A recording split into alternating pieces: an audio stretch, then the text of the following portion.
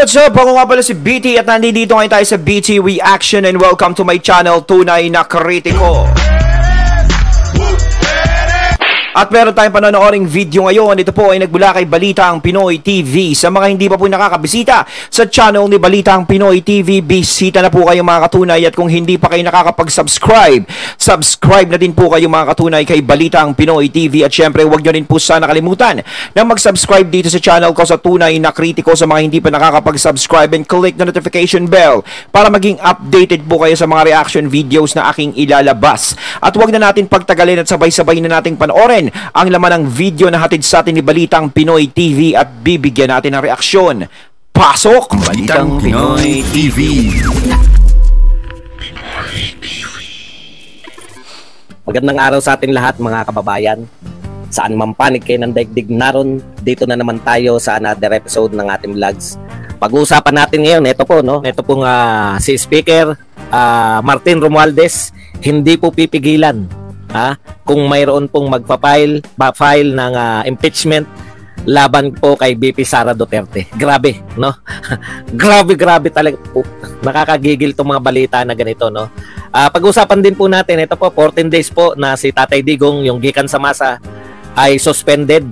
At pati po yung kay Ka Eric na, ano na nga yung programa ni Ka Eric tsaka ni Dr. Lorraine Badoy. Ang tanong ko lang, meron po bang ano talaga na sa bansa? Meron na po ba sa bansa natin yung dating Pangulo ng Pilipinas ay pinagbabawalan ng magpahayag, no? Censorship. Ang alam ko sa inyo, MTRCB, hindi po kayo dapat magse-censor. Wala po kayong kapangyarihan na mag-censor, no? Ang sa inyo, dapat tinitignan nyo kung ito ba, di ba naglalagay lang kayo patnubay ng... Ako parang mainit na naman si Ma'am Lala, no? Kaso nga lang dito na, hindi na dun sa mga noontime show, kundi dito na, no?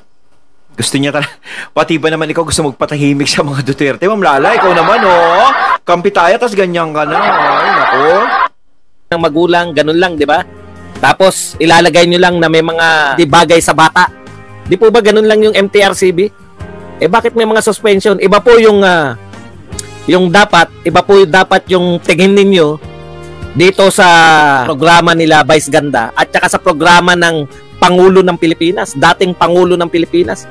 Hinalal ng mamamayang Pilipino yan, no? Tapos pagbabawalan nyo nang wala naman kayong basehan, kundi mga reklamo lamang ng reklamador lahat ng mga yan. Reklamo dito, reklamo dun. Yung nagreklamo na yan, matagal na po nagre-reklamo yan. Hindi ka pa tao, Soto, no? Ikaw, anak ni Tito Soto, hindi ka pa tao, nagre-reklamo na yung mga tao na yan.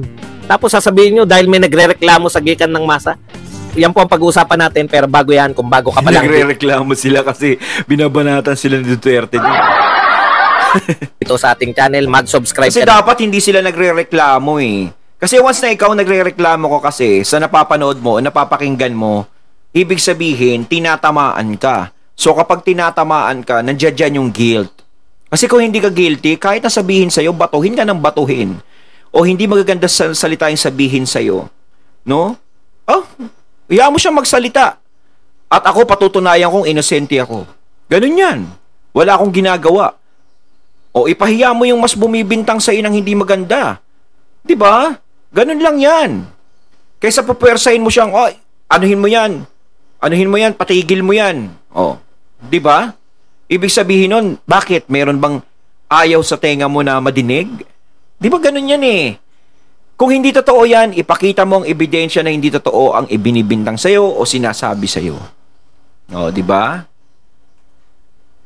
Dahil ito lang ang tayong channel na may kinikilingan, may pinapanigan, una sa balita, uli sa impormasyon, kaya ano pang hinihintay nyo, pindot na. Okay, tignan nyo tama na raw politika, sawa na raw ang mga tao sa politika. Tignan nyo mga pronouncement ng speaker ninyo ngayon. Kitog. Bait-baitan lahat ng vlogger. Kita nyo na, sinabi, suportahan si BP Sara. Suportahan si BP Sara? Anong pronouncement nyo sa DCRH? Tinanong po ng 2x2. Ito po si Anthony Taberna at saka po to si Baha, no? Nilinaw po, inulit pa ni Baha kasi iniiwasan yung tanong. Ang tinanong, kung may magpapail ba ng impeachment na alam natin na naghihintay lang ng hudyat. Hudyat lang po yan, may nakakasana eh. Di ba naawat nga lang dahil sinabi ni Pangulong Marcos Anong sinabi ni Pangulong Marcos? Hindi naman natin gustong i-impeach si VP Sara. O ngayon, balik na naman po yung usapan sa impeachment. Dahil dito, dalawa po ang atake, no? Yung isa, sinasabi na igalang natin sa VP Sara mula po sa statement ni Martin Romualdez. Sa isang banda naman, sa statement niya bagong-bago ngayon lang, no? Statement niya ngayon, hindi niya pipigilan pag may nag-file ng impeachment. Anong Dati ini-impeach presidente, ngayon vice president na, no? Nag-evolve na. Di ba? Vice president kumbaga katuwang yan ng presidente. Pero talagang mainit ang mata nila kay vice Alam na this. Uri ng ano yan? Anong uri ng double talk yan? Suportahan si VP Sara, suportahan pala yung impeachment. Pwede mo naman sabihin kung tinanong ng DCRH. Kung ikaw gusto mo talaga ng katahimikan, kung ikaw talaga gusto mong igalang yung Vice President, pwede naman mo naman sa interview ng DCRH, kahit na sila siyempre nang i-intriga, di ba? Pwede mo naman sabihin doon na nagsalita na po ang Pangulo, ayaw po natin ma-impeach ang ating Vice President. Hindi. Ang sinagot mo, antindi. May proseso po. Umiikot pa may proseso pag may Ay, ganun. Parang nagsalita na imbis na parang syempre ipagtanggol o suportahan dahil kasama mo. Nagsalita ng ganun? Naku, grabe. Parang pag-aaralan, parang gusto ring mangyaring ma-impeach si VP Sara. Hindi parang ganun kasi maiisip mo Pag sinabi pag-aaralan mo no? Siguro may nasasagasaan ng mga Duterte talaga. Talagang kilala naman natin ng mga Duterte kapag sinagasaan nila talaga kahit sino ka pa. 'Di ba? Maging sino ka man. Sinasagasaan talaga nila basta hindi tama, no? Pero eto, no? Alam naman natin na wala naman siyang ginagawa ganyan. Kung plano siyang impeach, wala naman siyang ginagawang masama. 'Di ba? Ganto, ganyan. Ipagtatanggol mo, pero pag ganyan parang pag-iisipan mo pa, no? Para kasing may laman 'yun pag pag-iisipan Pag-aaralan, mga ganyan. Ay, babasahin natin. Ano ibig sabihin nun? I-entertain, hindi pipigilan, dadaan sa proseso. Di ba ganyan din yung confidential fund? Diyan din nagsimula sa mga pronouncement nyo na idadaan sa proseso, idadaan sa mga kung ano-anong pag-aaral. Yan po, mahal na Pangulong Marcos. Nakita nyo, akala namin, sinabi nyo na ayaw nyo na ma-impeach si VP Sara. Ibang klase po talaga ang power nito ni Martin Romualdez. Nagsalita na yung Pangulo na ayaw niya ma-impeach. Ngayon, pwedeng control na yung ball game. Aba, tandaan po ninyo, yung nirereklamo po kay VP Sara, ayaw na lang namin buksan dahil sinara na nga ng Pangulo. Ang nagbigay po niya, nanghingi lang po si VP Sara.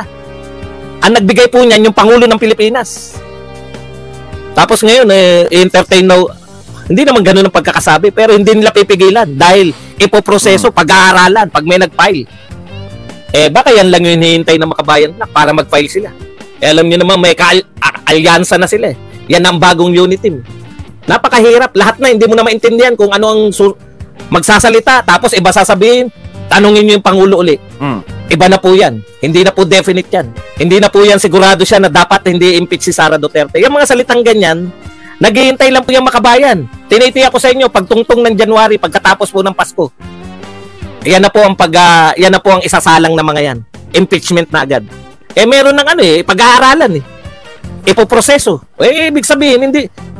Kung talagang ayaw mo ma-impeach, Speaker Martin, katulad na sinasabi mo na, alam nyo, napakaganda, tapos ang ganda na sinasabi ng ito source ko baka sabihin nyo na naman, invento lang yan si Badong. DCRH ngayong araw, si 2x2, kay Anthony Taberna at saka kay Baha. Diyan galing yan. Sinagot niya na source na naman. Siyempre, tatanggapin nila pag may nag-file ng impeachment, pag-aaralan nila, may proseso sa House of Representatives. Samantalang pwede mo sagutin yan na makikiusap ako sa aking mga kasamahan sa House of Representatives na wag na ituloy kasi ang Pangulo ng Pilipinas ay nagsabi na ayaw niya ma-impeach. Ganun lang kasimple. Tapos na kagad yun. Hindi. Ipoproseso, kukunin. Ayan po. Mula po sa bibig niya yan. Impeachment kasi kapag nawala si VP Sara dyan is talagang mas lalakas ang loob nila na ganyan. No? Wala na Wala na talagang pwedeng kumontra sa mga maling gawa. So, pag nawala na si VP Sara dyan, maghahari-harian na yung mga dapat maghari. Ang problema diyan pagpati si PBBM ay mapag-initan na nila, 'di ba? Isa lang 'yan, mapasunod nila o mapag-initan nila para mawala sa pwesto si PBBM hanggang sa mahawakan na nila. Naku, kawawa tayo mga Pilipino. Grabe naman. Yung nangyayari ngayon talagang kinukuha yung kapangyarihan talaga, is inaagaw. Wag naman sana, maawa naman kayo sa taong bayan. Grabe. Yung ngayong araw. Ano pa isa? Priority nila ang tchatcha. Wala pa pong isang taon, sinabi ni PBBM, hindi natin priority ang tchatcha. Ngayon po, sinabi rin dyan sa same interview, DCRH, priority ni Speaker sa House ngayon, priority nila yung charter change. Hindi mo po maintindihan kung anong direksyon, no? Yan po, ganyan po ang ating gobyerno. Bait-baitan, tinalakay lang natin eh. Kita nyo, nagmamabait lahat ng bakit nyo binabanatan, inapi ka? Nasundot daw, tingin ng mga vlogger, inapi. Grabe, nakakainit po ng ulo. Pwede nyo naman sabihin para hindi na magka-ideya yung mga makabayan black eh. Pinapainit nyo ulo Ito ni pong Sir charter Badong. change na to, no? Pinagpipilitan nila. Yung tinanong nga siya, peking-peke talaga eh. Tinanong rin siya kasi nga sila Taberna, alam niyo naman, siyempre, ganun sila magtanong. Anong masasabi mo na sinabi na ni Senator Amy na yung gusto lang mag-Prime Minister? Sa tingin mo ba ikaw ba yung pinariring ganun? O ano sagot niya? Okay naman kami ni Amy. Tsaka isang lang naman siya eh. She is entitled in her opinion. Tsaka isang boto lang naman siya. Kita nyo? Ganun niya po tignan yung kaya. Nagkikita naman daw sila, etc. Ibang klase talaga to. Sabi ko, ibang uri ng nilalang to. Imbis na payapain nyo, tandaan nyo yung mga PMAers, no? Hindi pa sila tapos. Ano yung sabi nila sa statement? Bagamat nakalaya na si Eric Badoy at saka si Eric at saka si Badoy, kung yung mga tinututulan na iba pa nakasama ron, nagpapatuloy. Ito po sa tingin ko, continuation to. Wala namang mabigat na ginawa si BP Sara. Nga eh. Wala namang mabigat para mapag-initan na impeach eh. I-entertain mo pa. Hindi mo na kagad ikat, di po ba? Pwede naman yun. Sabihin mo kagad, ayaw namin yan. Nagsalita na si Pangulong Marcos. Ayaw namin yan. Ang simple-simple lang. Kung tinanong ka tungkol sa impeachment, sabihin mo lang ayaw ni Pangulong Marcos, susunod kami. Hindi eh. Nagbibigay pa siya ng may naririnig kami na magpapile yung makabayan. Parang tatanggapin pa, no? Parang, sige, pag-aralan natin yan. Naku naman, unity team kayo, Dati kayo yung magkakakampi, ngayon ang gara na, no?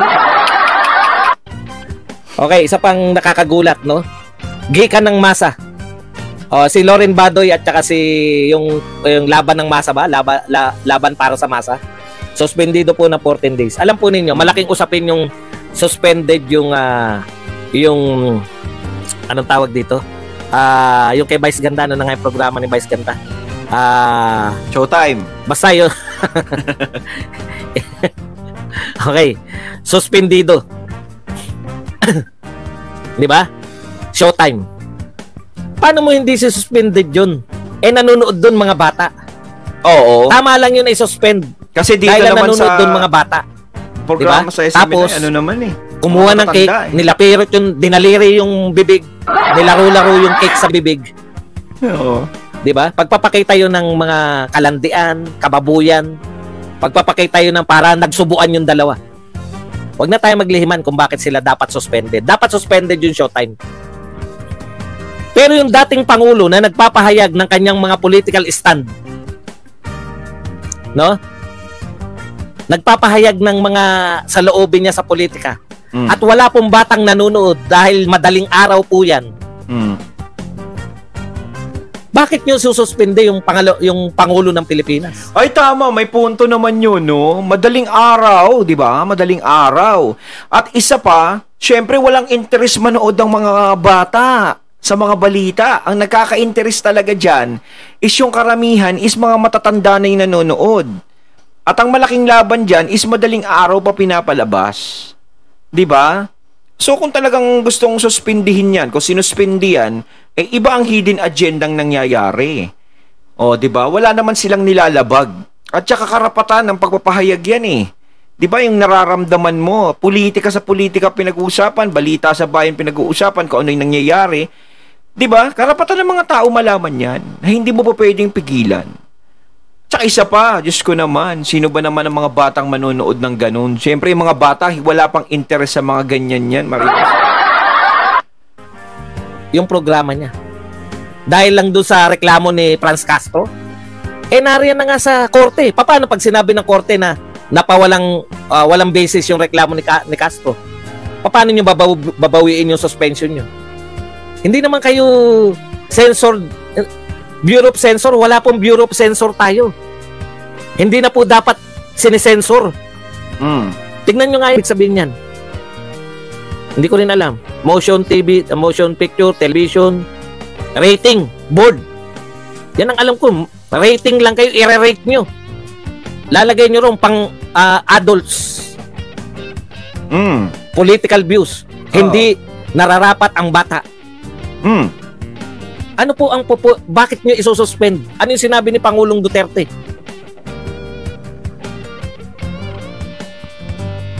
Nakikita na naman yan. Kaisa-isa na lang po ang media, no? Hindi po, wala po akong pakialam sa kaso ni Kibuloy, kung ano man ang kaso niya, haharapin niya yan. Malamang haharapin niya yan kasi kinasuhan siya ng kung ano-ano. Wala pong kinalaman wala po akong pakialam dun. Ang pinakikialaman ko, isususpend nyo yung gikan ng masa. Marami kaming natututunan dun. No? Marami kaming mga ayaw ibalita ng media. Marami kami ron impormasyon na hinuhold ng media. Ng pangkaraniwang media. Mga print and media. Hindi po nila binabalita. Diyan po namin natutuklasan, no? Kay Pangulo. Halimbawa po, yung mga ginagastos nila, yung pera diyan sa Kongreso. Ano po ba masama na tawagin na mosratin? Yung po ba? Bakit po nyo isususpend? Sanay naman po ang mga Pilipino kay Pangulong Duterte. 6 na taon namin naging Pangulo yan. Bakit nung Pangulo si Duterte, hindi nyo inaksyonan ng ganyan? Bakit? Hindi naman po ngayon lang tao yan na nagmumumura o ano. Sanay na po yung mga Pilipino dyan. Naging 6 na taon na presidente, binoto ng mga Pilipino yan. Tapos sasabi, wala naman po kami. Maliban po doon sa nirereklamo ni Franz Castro. Ano pa po? Ang sinabi ni Pangulong Duterte na mali. Opinion niya po yan. Hindi po siya nagbabalita ng facts. Nagbibigay siya ng opinion niya bilang dating presidente. Ibig nyo sabihin, dapat isa pati opinion ng mga tao. Yung programa na Laban sa Masa ni Ka Eric at saka ni Badoy at saka tong programa ni Gikan sa Masa, opinion niya ng dating presidente. Ayun, natating natunghayan ng video na nagbula kay Balitang Pinoy TV at syempre natunghayan din natin si Sir Badong Aratiles. Ayan mga katunay, kayo anong masasabi nyo tungkol dito sa video ng ating napanood? Aba, talagang ina-action na nila si Duterte, ayaw nilang tigilan ha. Comment na po kayo sa comment box. So once again, I'm BT and I'm out. Peace.